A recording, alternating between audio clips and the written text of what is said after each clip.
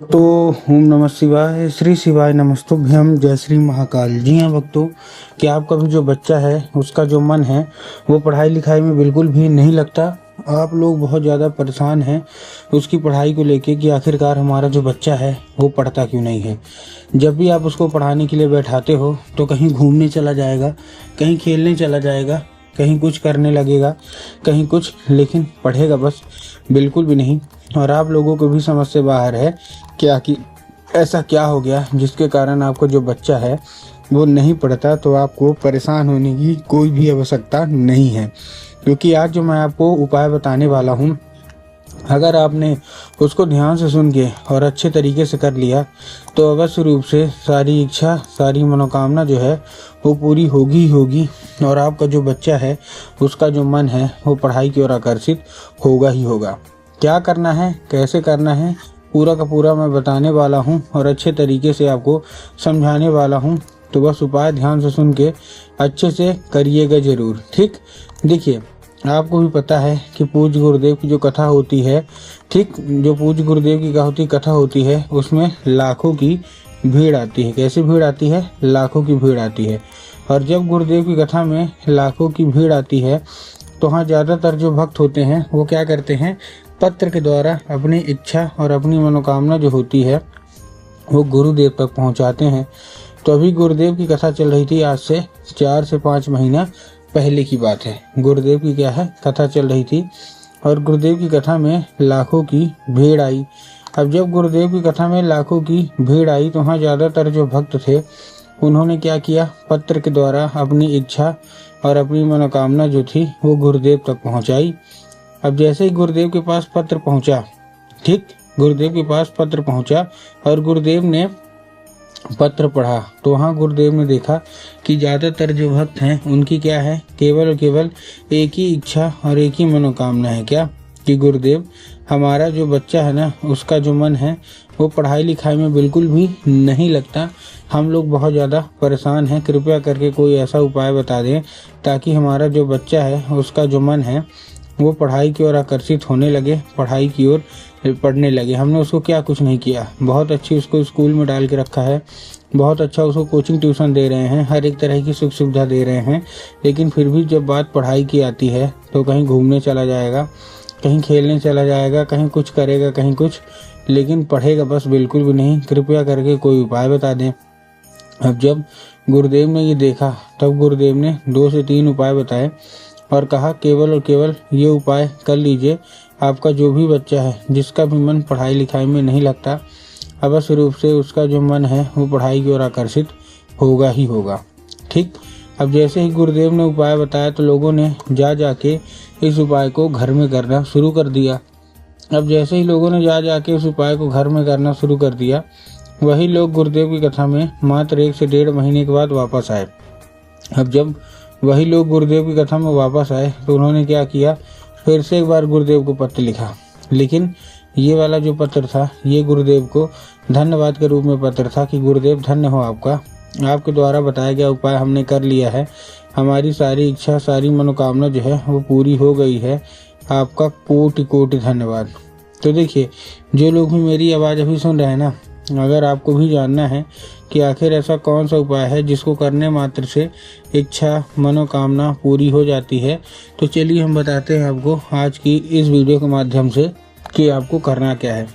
तो बस उपाय ध्यान से सुन के अच्छे से करिएगा ज़रूर। लेकिन उसके पहले चैनल पे अगर पहली बार आए हैं और आवाज़ मेरी पहली बार सुन रहे हैं तो वीडियो कर दें लाइक और चैनल को भी कर लें सब्सक्राइब, ताकि पूजनीय पंडित प्रदीप जी मिश्रा के रोज़ नए नए उपाय सबसे पहले मैं आपको प्राप्त करा सकूं, ठीक। तो देखिए, जो हमारा सबसे पहला उपाय है, इस उपाय में आपको करना क्या है। इस उपाय में आपको सबसे पहले 3 काली तिल और साथ में आपको लेना है 1 धतूरा, ठीक। क्या ले लिया? 3 काली तिल और साथ में आपको 1 धतूरा ले लिया। काली तिल और काली मिर्च में ना बहुत सारे लोग कंफ्यूज होते हैं कि काली तिल क्या है, काली मिर्च क्या है, हमको थोड़ा साफ साफ बता दीजिए। तब गुरुदेव ने साफ साफ बताया है कि आपको क्या लेना है, आपको काली तिल ही लेना है, ठीक। अब जैसे ही काली तिल लिया, काली तिल लेने के बाद आपको करना क्या है, आपको अपने बच्चे के हाथ में देके उसको भेजिए कहाँ, सीधा सीधा शिव मंदिर। अब जैसे ही आपका बच्चा शिव मंदिर पहुंचेगा, शिव मंदिर पहुंचने के बाद उसको बोलिए कि दक्षिण दिशा में खड़ा हो जाए और उत्तर की ओर अपना चेहरा कर ले। अब देखिए, दक्षिण और उत्तर में भी ना बहुत सारे लोग कंफ्यूज होते हैं कि दक्षिण क्या है, उत्तर क्या है, हमको थोड़ा साफ साफ बताओ।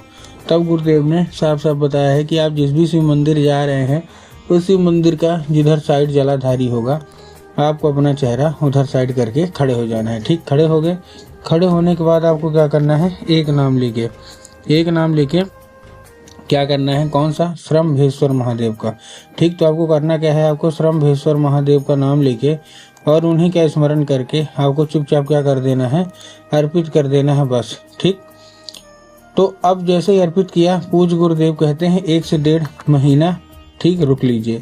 इसके बाद आप खुद ही देखेंगे कि आपकी जो बच्चा है ना, उसका जो मन है वो पढ़ाई की ओर आकर्षित कैसे होता है, कैसे पढ़ाई की ओर वो आगे बढ़ता है। ठीक, ये था कौन सा हमारा, ये था हमारा पहला उपाय।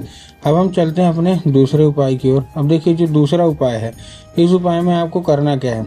जो हमारा दूसरा उपाय है, इस उपाय में सबसे पहले कि जैसे आपको करना क्या है, देखिए इस उपाय में आपको एक लाल फूल लेना है और एक लाल फूल लेने के बाद आपको ध्यान रखना है कहीं से भी कटा फटा नहीं होना चाहिए। दूसरी चीज़ आपको ध्यान रखना है कि वो जो फूल है वो कहीं से भी खराब बिल्कुल भी नहीं होना चाहिए। दूसरी चीज़ आपको ध्यान रखना है, आपको क्या ध्यान रखना है कि आपके घर में इस उपाय को करने के लिए माता सरस्वती की फोटो या मूर्ति होना अति अनिवार्य है।